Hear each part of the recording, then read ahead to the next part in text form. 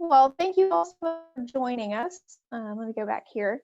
I know we'll probably have some more folks coming in just a little bit, and looks like we have some current students. So thanks everybody, good mix of folks. We will go ahead and get kicked off and start things tonight in the interest of time because I've got some really good content for you. So we are in the second webinar in this series, the Confident Career Changes series. And tonight we'll be talking about how to identify your skills and strengths, particularly transferable skills. And hopefully what I have for you tonight is some good content and helps you to feel like you can start identifying your transferable skills and figuring out how those relate to things that you want to do in the future. Because if you're here, you're probably at least thinking about, if not seriously decided and planning on making a career change. Last time we were together 2 weeks ago, we talked about where are you going? And so that was really focusing on deciding where you would like to head with your career change and why you're making that decision. And so if you are, I can't see your face because it's a webinar, but if, I think I see some familiar names. And, if you're joining us for the second time, thanks so much for coming back. And if you are joining us for the first time, I'm very glad that you're here. So first, I'll just dive into a little bit of administrative-y type things. And I want to tell you a little bit about career services in general, and then we'll get into our content. So like I said, we'll cover tonight, first just talking about what do we mean by transferable skills. That's one of those phrases or words that's thrown around quite a bit these days. And it might mean some things to some people and other things to other people. So we'll talk about what we mean by those. We'll get into some work and how to identify your own transferable skills, and then talking about next steps. Down there at the bottom left, you will see my contact information. If you want anything, you chose to come here for a reason. You're in a place where you maybe want some guidance or help, and I am happy to be a resource for you here at the university. Administratively, so tonight, if you have questions for me, please use that Q&A button down there at the bottom of your screen, and so that'll let me know who's interested in knowing what. We will have, I believe I have built in a couple places to pause and stop for questions. So we can do that as well throughout tonight. So it's not just a bunch of slides and content, and then we have questions at the end.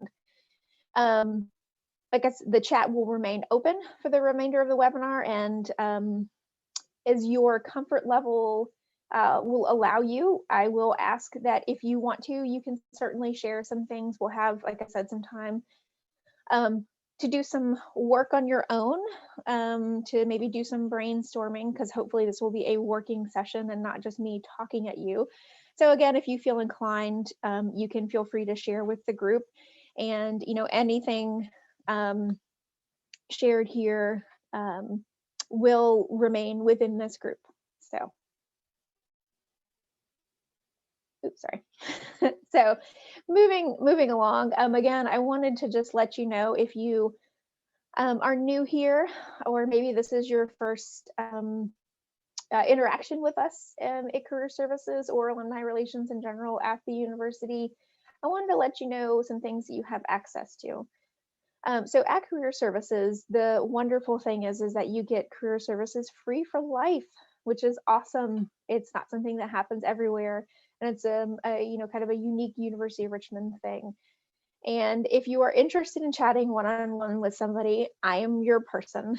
And so how you would reach out and schedule an appointment with me, down there at the bottom left, is there's a link for Spider Connect, which is Spider Connect does a lot of things for us in career services, but for you in particular, it is a great place to view my availability and schedule an appointment. If you have no idea what that is, and you're like, Becca, how do I even get in that? Shoot me an email, and I'll give you instructions on how to log in and go ahead and schedule an appointment. In terms of what we can talk about, it really runs the gamut, all of those things on the left plus more. I've been doing this here at the university for 2.5 years, and I have really found it a joy to be working with you all at all stages of your career. And so no matter where you are, if you're looking for somebody to help you develop an action plan, no matter what you're interested in doing, happy to chat with you about that. Job search strategy, we can review cover letters and resumes on an individual basis, talking about how to apply. If it's been a while, maybe you're feeling a little bit rusty on some of this stuff, and it's been a number of years and you're not really sure how the online applications work. Let's chat. We can walk through that. We can do interview stuff as well. Top right, there is a great link to the University of Richmond Alumni Relations YouTube page. So if you did not know that exists, it's a wonderful gem. It is a great treasure trove of all of the past content that not only I have done over the past year, but also all of the other just really fun stuff that Alumni Relations has done. So things like cooking demonstrations and yoga and meditation and all kinds of fun stuff to keep you occupied in this world that we're living in now. So once we're done with tonight, so probably in a couple days, I'll send out these slides, and so you all can have them with all the links and everything, so you don't have to wonder where to go or search them online. There's a little bunch of other resources over there again that you have access to. If you have questions about any of them, feel free to just again ask me and we can walk through them. But I do want to go ahead and dive into our content.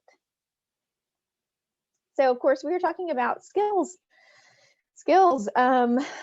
It's easy to say that you have a lot of skills, but it's oftentimes hard to identify what those are for you, because when we get into work mode, and we've been working for years and years,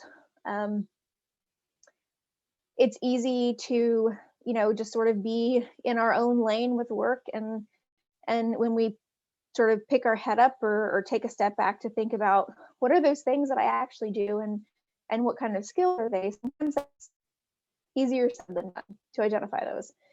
So hopefully some of the strategies that we have tonight for you will help you to be able to start identifying them. And even if you leave tonight feeling like I wasn't really able to actually identify any skills that I have, but this is good and it sort of gets your your wheels going in your brain, let's you and I chat and we can talk about where that would lead you. But first, thinking about what are transferable skills. Again, it's a term that's sort of thrown around a lot and can have a few different definitions, but really at the end of the day, they are a broad-based set of skills that apply to a lot of different jobs and industries. Of course, these are really great for people that are looking to change careers like you, and for those that maybe need to mitigate gaps in employment. So say you took some time off of work life to take care of family or to pursue some other things in your life, and now you're ready to get back into the working world.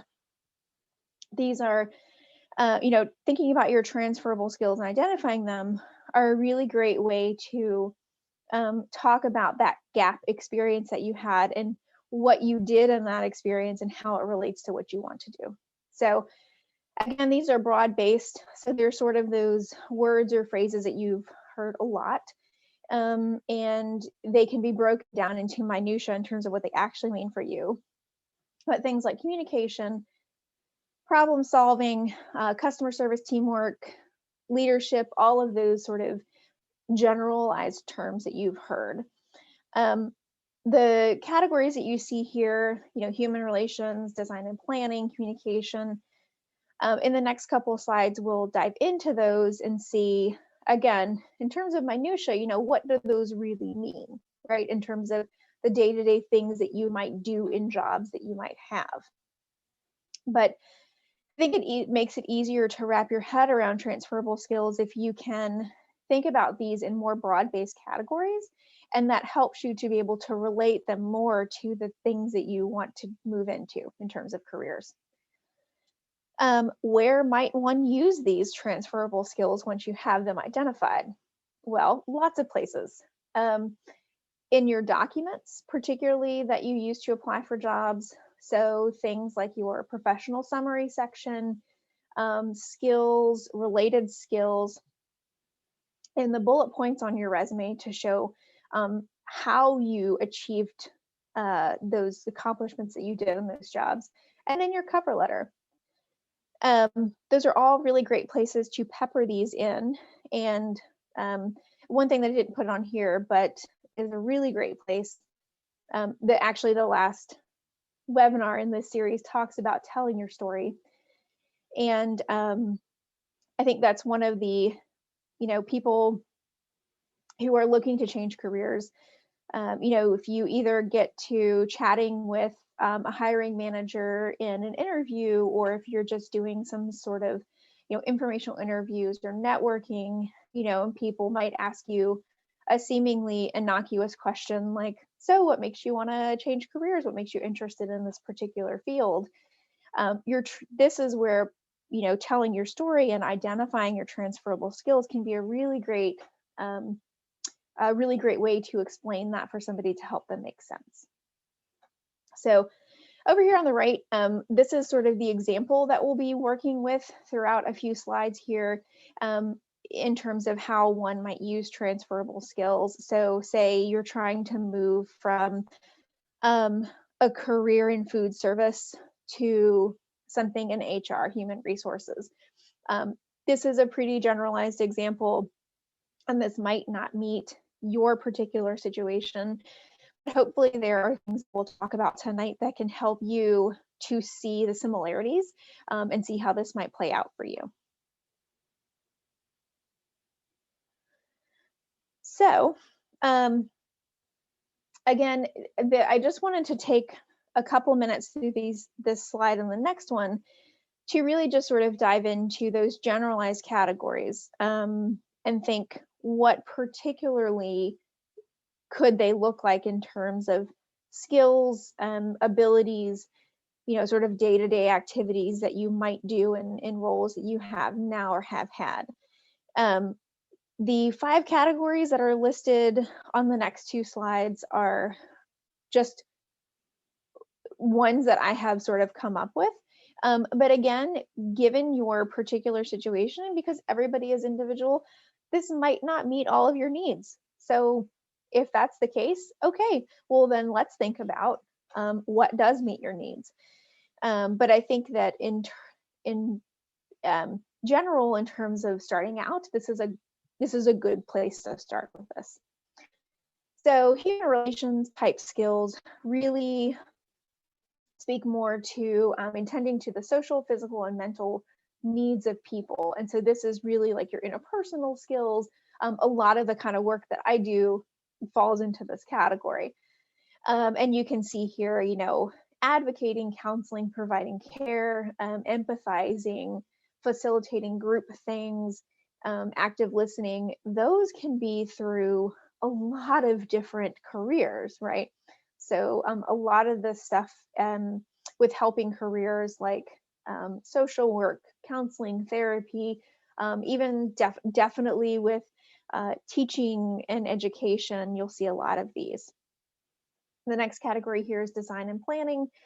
And so this really talks about imagining the future and developing a process for creating it, how to get to that goal. And you'll see here, there's a lot of these. And again, even those that are in some of the careers that I mentioned a second ago, like teaching, education, requires a lot of design and planning. And even the stuff that I do requires design and planning. And, thinking, when I was designing this webinar series, thinking, okay, for these subject areas, what do I think people need to know? And then once I have the end goal figured out, how do we get them there, right? What particular things can I give them, resources and information to help them get to that goal? Communication. So it really talks, of course, about communication is very broad, and it's a term used really, really widely. It means a lot of things.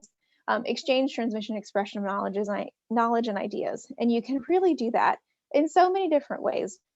Written, verbal, a lot of other kind of ways that you can do that. So writing concisely, listening, expressing your ideas in a efficient and concise manner, reading nonverbal messages, and so on and so forth. So we, in a little bit, towards the end of the webinar, hopefully my goal for you is to do a little bit of, just to do a couple minutes of some brainstorming on your own, and then we'll sort of come back. And if you want to share, you can share it. So this might be a slide that you want to screenshot. Should have said that at the beginning, sorry. Just to sort of remind yourself, or you can just take a picture of it with your phone, just to remind yourself of some of the things that are on here. But hopefully when you're reading through this list, you can see where some of these things can relate to the career or the job that you do currently, or things that you've done in the past. So these are the last two categories. And again, you might want to take a picture of this or screenshot it just for your future reference for the work that we'll be doing in a little bit. And so under organization and management, I don't know a job out there that does not require some sort of organization and management. But again, when you say that you have organization skills, what particularly does that mean for you in the work that you are doing? So really directing and guiding a group in completing tasks and attaining goals, right? Again, super general, can apply to pretty much anything. But this could be organization and management. Maybe you're in sort of a supervisory or management role, and this would be talking about organizing and managing a team or a group of people. Or maybe this is project organization and management, or managing and organizing your classroom if you're in education, right? So it can mean a lot of different things, but particularly for the work that you do, what does this look like for you? Research and planning. So really the search for specific knowledge.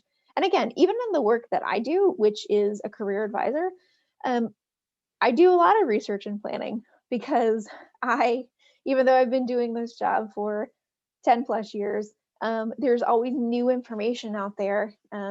Recruiters, the hiring field is always changing, and especially in the last year with life being pretty much virtual.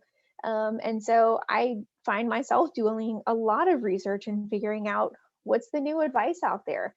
What are the new interviewing platforms, or the new ways in which people are interviewing, and how can I take that knowledge and best give it to my audiences so they can feel prepared and confident in what they're doing. So hopefully you can see yourself in some of these. And again, go ahead and take a picture of these, because we'll be coming back to them. So for the next couple slides, what we're going to do is, again, sort of back to that, that food service, to somebody, say, for example, in food service that wants to change careers and look at something in HR, right? On paper, might not seem terribly similar. However, a lot of similarities. So what I would like for you to do in this slide is take about a minute or so. Hopefully, if you have a scratch piece of paper, or you can pull up, a Word doc or something, and make some notes. But I want you to take about a minute, read through these things, and jot down any similarities that you can see. And when we come back together, if anybody wants to share in the chat, we will go ahead and talk about that.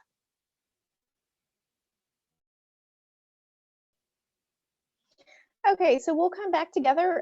If you are still brainstorming and thinking on this, please continue to do so. I don't want to be the one that interrupts that.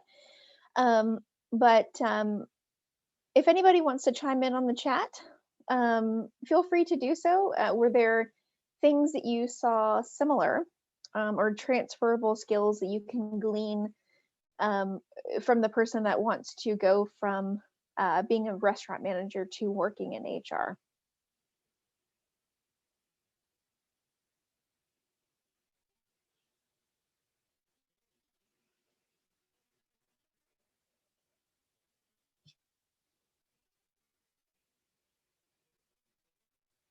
And if you're totally stumped, we'll be talking about it in the next slide. knowledge of systems. Thank you, Brian. You are one of my familiar faces, so I appreciate that. Yeah, definitely training new employees. Yeah, that knowledge of systems, the technology piece, very much so. Yeah, the hiring process, definitely. Restaurant manager, if there's anybody that's worked in food service or been in that kind of role before, it's sort of a jack of all trades. And so you understand that, you're called on to do kind of everything. So definitely a lot of the hiring process is very knowledge of that. What goes into it, what you look for, is very much important with an HR generalist role. So thank you for doing that. I hope that this was helpful to think about. So here on this slide, I've just sort of, highlighted some of the things that I had noticed in this, and there are definitely things that you all had noticed and picked out. The customer service piece is also a really big one. Of course, customer service is, again, one of those very broad transferable skills, but thinking about what does that mean for the particular roles that you've done. So, with a restaurant manager, customer service can be customer service to the patrons in the restaurant. It can also be, customer service to the employees of the restaurant, right?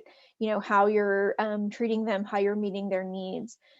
And in it, like say in an HR role, not necessarily HR generalist, it certainly is, but in pretty much most HR roles, think of who your customers are, in that your customers are the employees of that organization. And so how are you providing good customer service, listening to their needs, meeting their needs in an HR role, right? Definitely that hiring and training and supervising piece is big in both of these, managing employee records and even dealing with disciplinary actions and performance reviews. Both of these, it's, again, that jack of all trades as a restaurant manager, you are certainly dealing with all of those things. And then there at the bottom too, ensuring that all employees are working within the operating standards. And certainly pretty much any role in HR, you're going to be making sure that, if you're not the one setting policies, you're going to be the one either informing the employees and enforcing the policies and making sure that they understand it. Because in HR, it's one thing to say, hey, we have a new policy, here's our policy. And the employees go, that's cool. What does that mean for me? So being able to break that down and explain that, and that is also goes to communication skills, right? So thank you for participating in that. Hopefully that made sense to you. And this was really just meant to be sort of an example to sort of get your brain thinking about those transferable skills. So at this point, if you have any questions, feel free to pop them in the chat and we will get to them. I'm not seeing any right now, but I'm happy to answer questions at this point.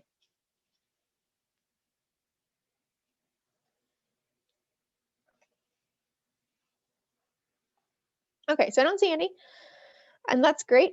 Hopefully that means that this all makes sense. Yeah, so thank you so much, Tracy. I appreciate that. We will be sending out the recording afterwards. So happy to do that. Okay, so we had a question in the chat. How long would you recommend having a job to build those transferable skills? I don't know that there's a set time limit, but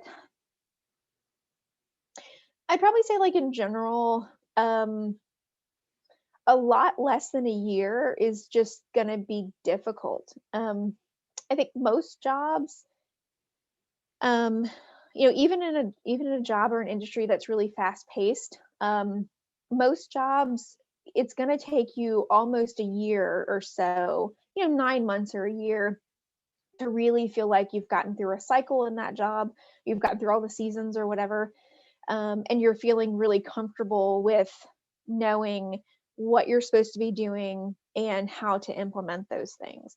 So I would say give it a decent amount of time. I mean, it sort of depends on you and how you learn and how you work, but most people about a year or so, they're going to feel pretty comfortable in that job, and and feel like, okay, I know what I'm doing and I know how to talk about that. So I hope that was helpful. Um, thank you for that question, Jane. We had another person ask in the Q&A, which is the better place to start to list skills, reflect on current skills from experience, or write towards the job description? Oh, okay. Honestly, I think it's a little bit of both.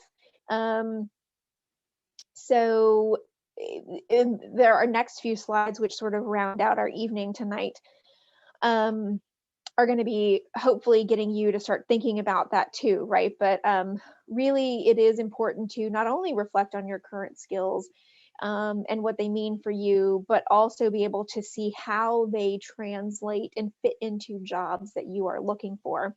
So thank you, Kristen, and hopefully our next two slides will help you get a better grasp on that. Had another question here. Let me read it a little bit. Wonder about reusing words or feeling like you're using buzzwords. Trying to figure out how to think of different words to describe the skills. Okay, that totally makes sense. I mean, because I think most people, and I think sort of what you're talking about is, not wanting to use words that everybody else is using, and sort of feeling it like it's a regurgitation of that. And that's, I think that takes practice, and it also just takes some finessing. I would say again, this is sort of, looking at those jobs that you are applying for and seeing how were they describing that, and sort of how does that translate, or what does that mean for me? The tough thing about this though, Fred, is that there's not like a 1, 2, 3 checklist to say, okay, well, this is how I do it. I think it might be really good to like either chat with me or somebody else about this kind of thing too. And again, like in those one-on-one chats, we can definitely talk about, like let's look at a job description that you are interested in applying for and seeing how can we describe your skills in a different way that makes sense to that. Because I've been on a couple really active job searches personally, and when you've been in this, or it sometimes you just get in a rut, and it just is, you just need somebody else to chat with to say, I don't know how to say this. I would think, for immediate relief, I guess, if you will. One thing that I've sort of relied on in the past is just, looking at thesaurus, and seeing, is there another word that means what I'm trying to say, just in a different way. But I totally get what you're saying. You're not trying to sound like everybody else. So I think maybe just, we can chat and see if there's other ways to describe that. So thank you. All right, we have one more question in the chat here, and I think then we'll move on to our next few slides. And of course, at the end, we'll have time for some questions. Let's see, somebody been out of the workforce for a few years, caring for children. Is it wiser to speak to those skills gained during the gap or from past jobs? I would say all of the above, Kristen. Yeah. In terms of a hiring manager, skills are skills. They don't have to come from full-time paid jobs. And all of those things that you have done since you have been out of the workforce, the traditional workforce, where you work 40 hours a week and get paid for it, all of those skills are extremely valuable. Having served on several, and currently serving on volunteer boards, they take a lot of skills. And sometimes I think volunteer boards take more skills than than other things that you do, because it's a lot of people management and organization and planning and whatnot. So I would say in general, to answer your question, all of the above would be great places to take your transferable skills from. So hopefully that was helpful in answering that question. And again, happy to chat about your individual situation, because I think that can help you maybe gain some clarity on that. Okay, so let's move on to some work on you. Woohoo, because that's why you're here, right? So I'm going to try to wrap up at probably in about 15 minutes or so we can have time for questions at the end too.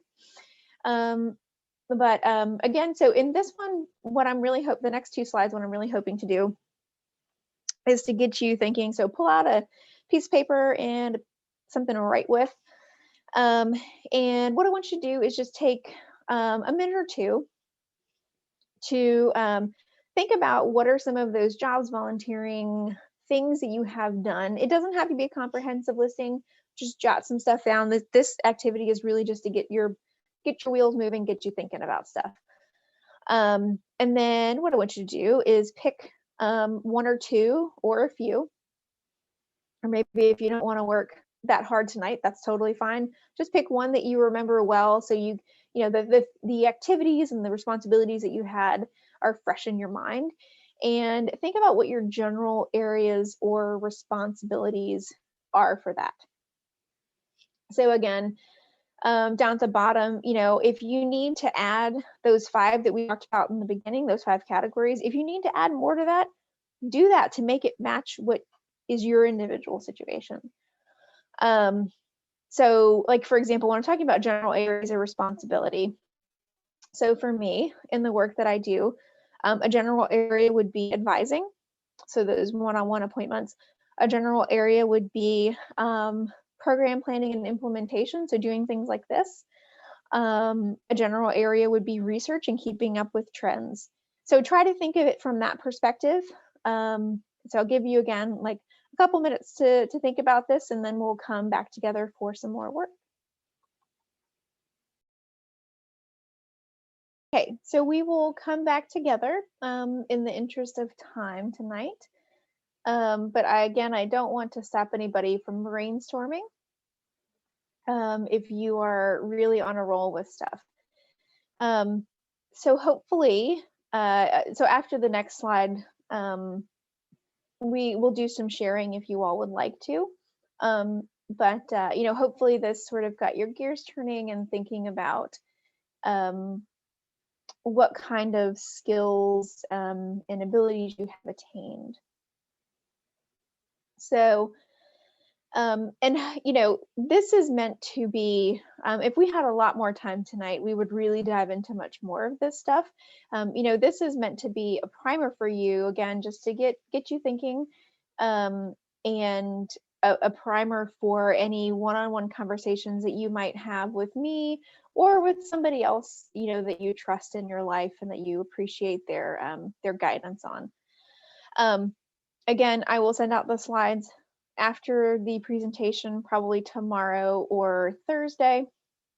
So you will have these in front of you in your arsenal, and you can really take some time to look at them if you want to. But generally speaking, in terms of identifying your transferable skills and really thinking about it, these are the things that I recommend. The next slide that we have is going to be some resources that you might want to think about using as a follow-up to this as well. So number 1 there, we just did that, hopefully, or at least you started to think about it, right? So brainstorming your particular skills and what that means for you. And so the next part is really thinking about reviewing the above list, or at least the start of your brainstorm list there, and thinking about what are the strongest skills that you have. And so what we mean by that is, what are the ones that you really feel like if you were asked in an interview, about communication skills or any other type of skill, what are the ones that you feel like you can really prove through experiences that you have had, or that you can tell a story about? Because really, when it comes down to the brass tacks and interviews, this is what you're thinking about, right? Because somebody's going to ask you about essentially, do you have these skills? And the best way to prove that you have these skills is not just to say, yes, I can communicate well, right? But to tell a story or an experience about that. And the other thing that I want you to start thinking about is, which ones do you want to continue using? Sometimes we are in sometimes we're in a position of privilege in when we're at a crossroads, even though some people don't really think of it as a position of privilege. But sometimes we are, and we get the choice in our life to think about, I have these skills in my arsenal. Which ones do I want to continue using? Just a very small example, something that I use frequently in my job is Excel. Do I like it? It's not my favorite. I can do it. I can make an Excel sheet look pretty. I can get some good data from it. But if I had my choice, I wouldn't really be spending a lot of time and diving to Excel. So I think sometimes if you have the ability, if you're at a crossroads where you have the privilege, you can ask yourself, what kind of skills do you want to continue using? And are there other ones that you want to develop? So I think what I'll do is give you about a minute to just do some thinking about that. And if, when we come back together, if you want to share, happy to have you all chime in the chat. Or if you don't want to share, I completely understand that. So we'll come back together.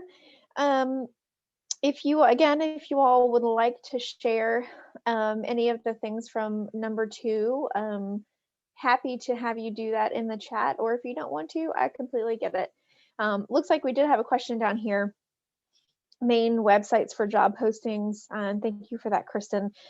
There's a lot of them, and for your particular industries that you mentioned there in your question, I don't know of any offhand that are particular to those industries that I could share with you right now, but certainly I think we could chat about that and see what we can come up with. I will put a plug in for LinkedIn, and again, this is not the end all be all, but LinkedIn is a really robust tool to have in your arsenal, and I would say that out of the ones out there that I have seen and explored and used, LinkedIn's pretty good in terms of job search. There's a lot of really good filters and searchability. Search features is the word that I wanted. Search features that you have with LinkedIn job search, which can be really helpful. Like, for example, if on LinkedIn job search, you can look by experience level, which is awesome. So if you know that you would be looking for entry-level roles in this field, you can start to search by that. So I would say maybe a good place to start, but your particular industry, I would have to do a little diving into that. So I see another question here, and we will save that for just a second. So thank you. So number 3 here, what I wanted to talk about really quickly. So, if you've had a chance to think about, or maybe you will a little bit more in the future, with the strongest skills that you have, which ones do you want to continue using? This is really where sort of that matchup comes in. So, from what you've determined about yourself, what you're good at, when you want to continue doing, and then start thinking about what skills in my arsenal are needed for the jobs that I want, right? Which relates then to number 4 down there about, are there any gaps in the skills that you have and that's needed for your desired roles? And then where can you go about getting them? So this sort of, somebody chimed in the Q&A, is what inspired them to pursue a graduate degree. Sometimes that's the case, right? Sometimes that skills gap is solved by additional education or a quick certification or a few courses, right? Or sometimes it's solved by, gaining a little bit of experience in in a particular field. And so there's a number of ways you can sort of fill that skills gap.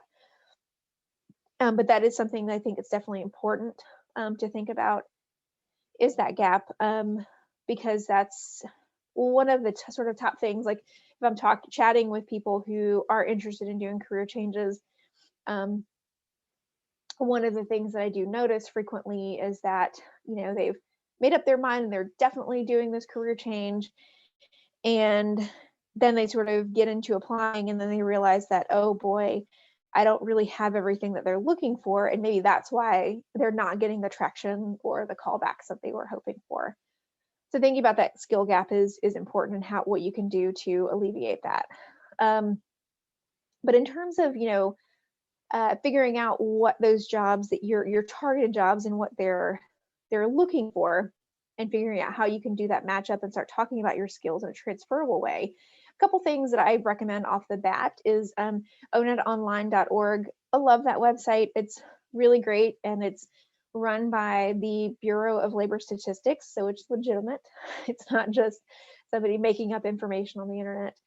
And you can start to search some of these roles that you're interested in, learn more about them. I sort of call this like the Wikipedia of jobs, because you can look up things like social work or counseling or teaching or those things that you were interested in, and really do a little bit more reading on them and seeing what kind of skills are they asking for, what kind of abilities do they need, and really try to get a sense of that. Also, again, just researching job ads for target roles that you have, and really dissecting what they're looking for. And again, like these don't have to take an inordinate amount of time. They can take you a couple hours, and you can get some really good information and some good work done in that time frame. But the looking at those job descriptions are kind of they're a gold mine, right? And they really give you, hopefully, if it's a well-written job description, because they come in all manner. But a good job description will tell you, what kind of skills and abilities is this asking for, what kind of knowledge base, those kind of things. And then really thinking, do you see, when you are looking, taking like a sample, like think of it like a little research project.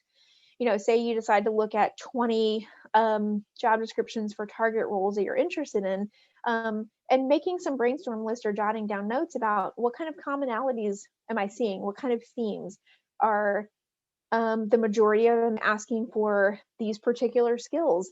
That's going to be important for you to focus on. And that's where you can start to focus your transferable skills. So I hope that's helpful in thinking about this, or at least getting the brain going. So I wanted to end here. And again, we will have time for Q&A in just a minute. So if you do have questions rolling around, please go ahead and throw them in that Q&A. But wrapping things up, what kind of resources do you have? So, if you're thinking about that skills gap, and maybe you realize that, oh, okay, there might be some things that I want to brush up on or learn.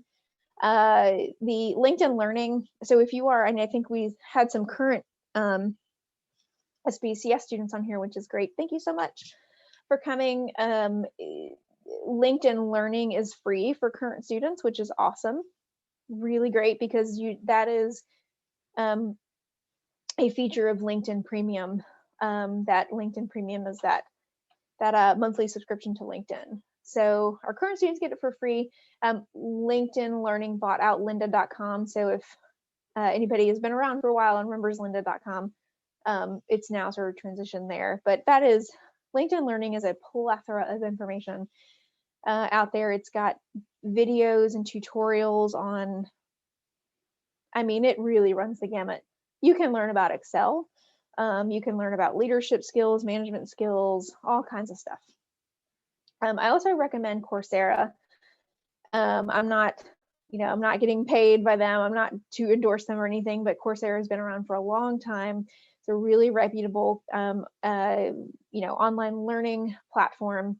And at least I know early in the pandemic, they were offering a lot of free or really discounted stuff. They might still be doing that, given the fact that we're all virtual, our lifestyles have changed. And, given the economic implications of the last year, They wanted to make sure that people could get some resources to learn new things if they needed to switch careers. Also know that SPCS, the School of Professional and Continuing Studies, offers any UR graduate a tuition discount. Yeah, awesome. So if you are interested in that and any of the programs or things, check that out.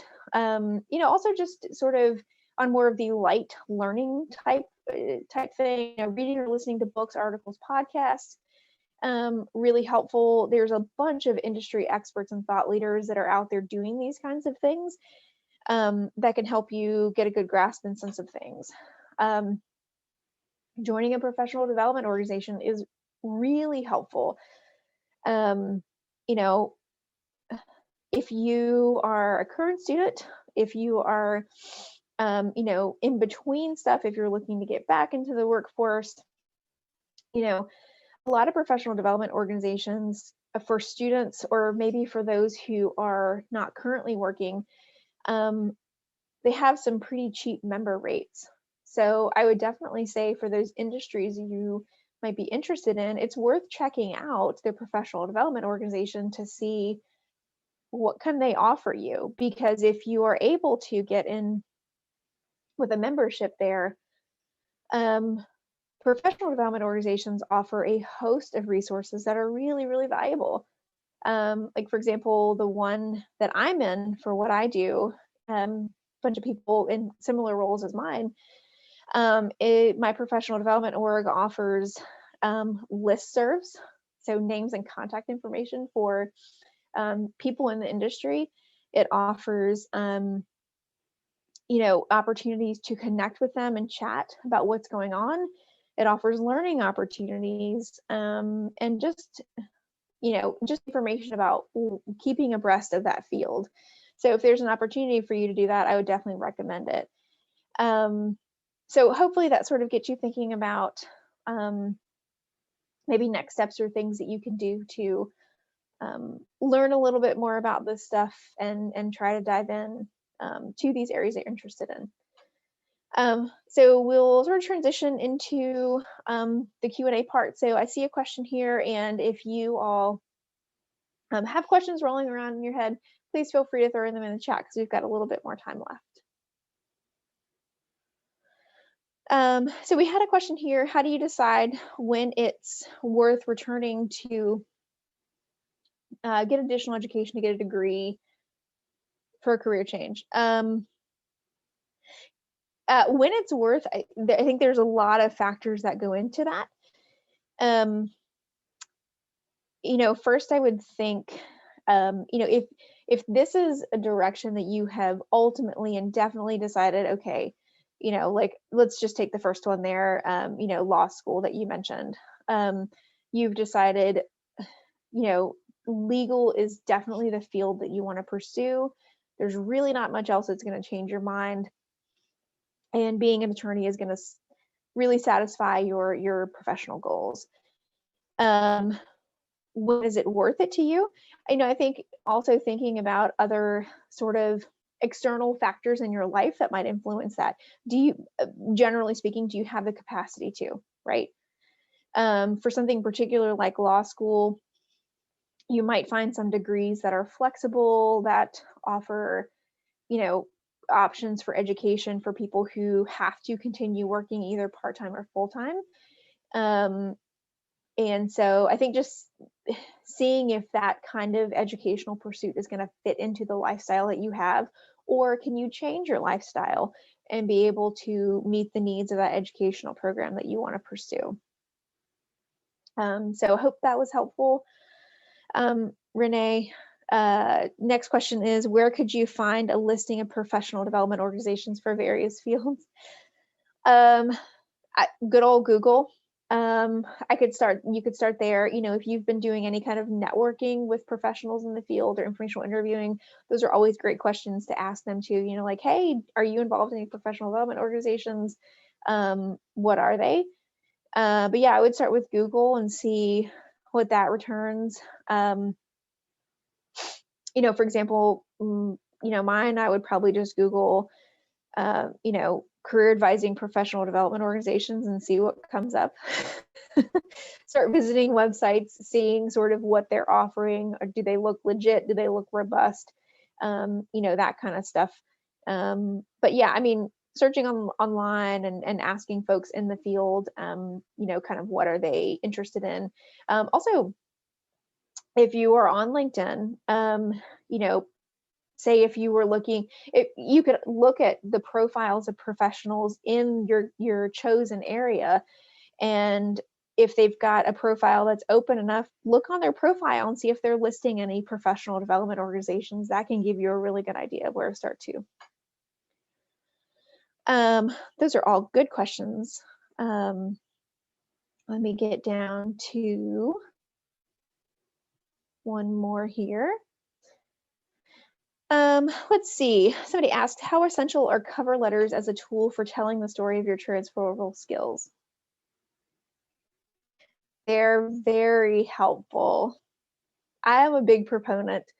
I have never met somebody that raises their hand and says, I love cover letters. They are my favorite thing to write. But they're pretty good. I mean, if you think about the things, your initial application is really the first chance that you have to tell your story to a hiring manager. Why do you want this? Why are you qualified to do this? The things that you have to tell them that are your resume and your cover letter, right? So if you are given the chance to do a cover letter, it's a really good place to do that. And if I'm not mistaken, in my next session, which shameless plug for that, next session in 2 weeks on the 9th, translating your skills, cover letters and resumes will be covered in terms of like how to put them in there, that kind of stuff. And also for the person that asked this question, I am doing a session in March. It might be that first Tuesday in March. But I'm doing a webinar series in March called Back to Basics. And I believe that the first session in that talks about resumes and cover letters. So Back to Basics series is really for people who, maybe it's been a while, maybe you took some time off to take care of life things and now you're ready to get back into it. And you're feeling a little rusty on things. So that's a good series for that. But I would say essential cover letters are really, really great. It is, is it an absolute must do? I mean, I think that depends on, the particular job that you're looking at. Are you really, really interested in it? Are they requiring you to do a cover letter? Then, yeah, definitely. But in terms of cover letters versus resumes, cover letters allow you to be a lot more poetic about telling your story and why you are qualified and interested in this. Whereas the resume tends to be more factual, right? Like you really don't write sentences in cover letters or in resumes. You're writing in bullet point formation. They're not complete sentences. So cover letters really allow you the space and the chance to say, this is why I'm interested in this change, and this is why I'm qualified. So hopefully that was helpful. And I do have some really good tools and resources for cover letters too, because if, I can imagine that you're thinking, that's really great advice, Becca, but I really don't like cover letters or haven't written one in a very long time. I've got some good resources for you with that. And I'll make a note. I can include that in my follow-up if you all would like. So we are at time. I don't know how we did that, but we timed that very well. So thank you. And I think that will do it for tonight. I really appreciate you all spending your time with me and coming. Again, as a reminder, a follow-up, I will be sending out the slides and we will be linking to the recordings for this so you can access it when you need it. And as a reminder, our next session is in 2 weeks at 6:30 p.m. Translating Your Skills. It's the third out of the 4 sessions. The last session, which will be the 23rd, I had to look at my calendar, The last session will be talking about telling your story. So part of what we were talking about a little bit earlier. But please do check out, as you are thinking what else is interesting out there. Check out the alumni.richmond.edu events calendar, and they've got some really, really great stuff, because this is, the stuff that I do it might satisfy a need for a part of your life. And they do some really wonderful content, the rest of the alumni relations team. So please do check that out and see what might be interesting to you. But again, appreciate you hanging out with me tonight. Hope it was really helpful. And do not hesitate to reach out over email or just schedule an appointment with me on Spider Connect if anything comes up and you want to chit chat. So thanks again. Hope you all have a great evening.